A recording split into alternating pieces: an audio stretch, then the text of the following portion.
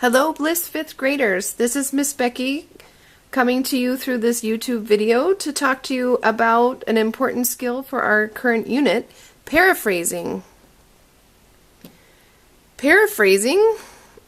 What is paraphrasing, you might ask?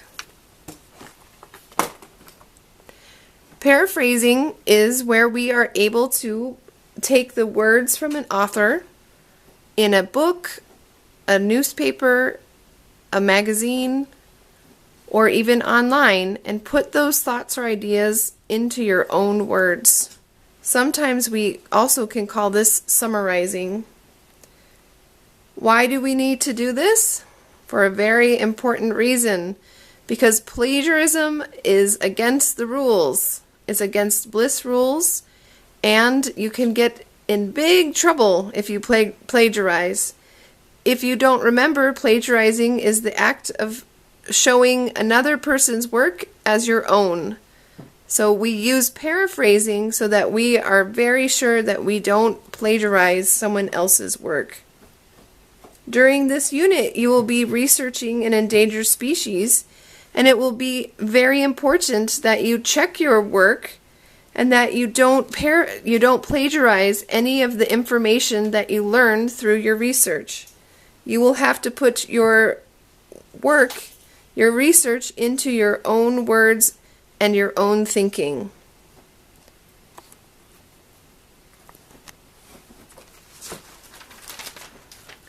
So how do we paraphrase? Let's learn together some simple steps. Okay? First step is to decide what information in a text matches the topic or research question you have developed. We will be talking about that part when we get to our research section about how to develop good research questions. But for now, just think that we have a question in mind and we are going to answer it. Today we're going to be following along in an example book called Sea Animals. And we're going to use a section of that book called Seal and Walrus.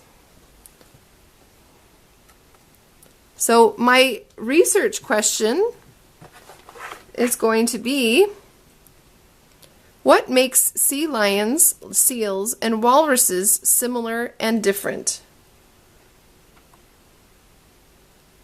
Now we look at step 2. We're going to read the text with your question in mind. Pay attention to headings and chunk the information in smaller pieces so it's easier for you to understand.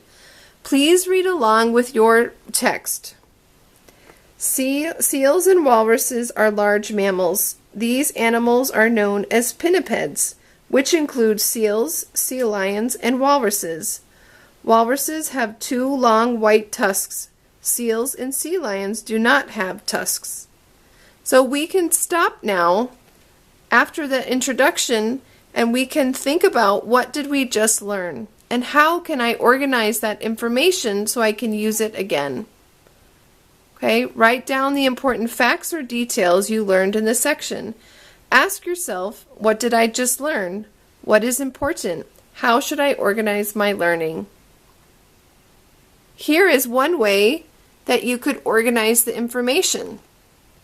Here I looked at the information from that paragraph and I realized that we're talking about mammals, a special kind of mammal called a pinniped, and there are 3 kinds of pinnipeds: seals, sea lions, and walruses. And I also learned that seals and sea lions do not have tusks, while walruses do.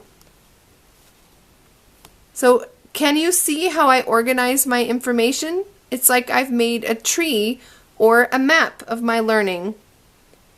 Did I write any sentences down? Did I copy anything from the author? No, because I can organize my own learning my own way. You can decide how you organize your own information as you learn it. We are going to continue and practice with the next part. Okay? We're going to read about differences, so please read along with me. Sea lions are eared seals, while seals and walruses do not have external ears. All pinnipeds have fin-like feet or flippers for movement.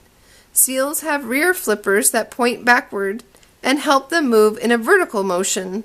Sea lions and walruses rotate their hind feet forward under the body and move by supporting their body on the limbs. So now you can see I've already added information about what I learned about sea lions. So sea lions have external ears that can be seen, whereas seals and walruses don't have ears. So you see I've added that information onto my organization. I continue by adding information about the fins. All pinnipeds have fin-like flippers, so you can see I've made an arrow that goes from the word pinniped. From the seals, you can see rear flippers help move in vertical motion. And then I also added that sea lions and walruses rotate their hind feet and use limbs to move.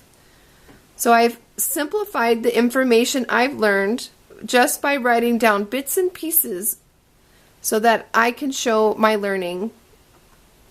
So the next step is where we actually do the paraphrasing. This is step 4.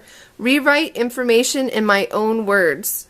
So now if I look at my graph and nothing else, I don't look back at the writing of the author, I can be sure that I write in my own words. So here's an example of what I wrote.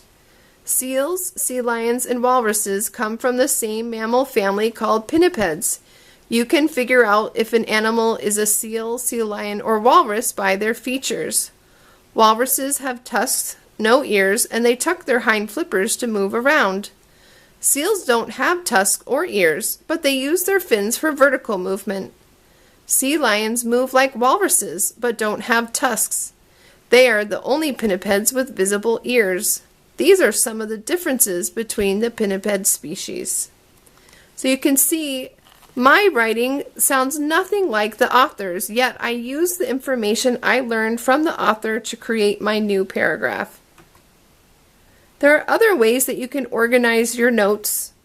One way is bullet points. You could have a topic like sea lions and then have bullet points with information about those.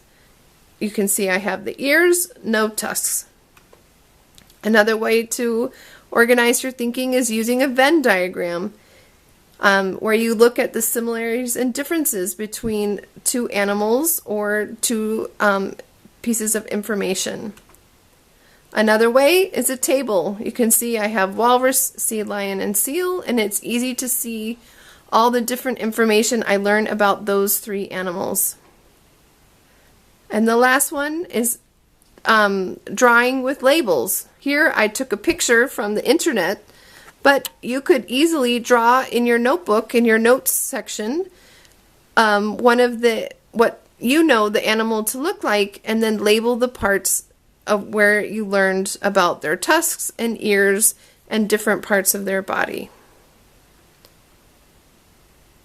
And now you are ready to try it on your own. Please take a look in the text where it says walrus tusk, largest and smallest, and stellar sea lion. You have these pieces of text with you for your homework. What I would like you to do is to paraphrase the information that you have learned in those 3 paragraphs. You will turn your work into your English teacher on the date that was given by that teacher. Thank you for listening. I hope you enjoyed my presentation and it makes it clear on how to paraphrase. See you in class.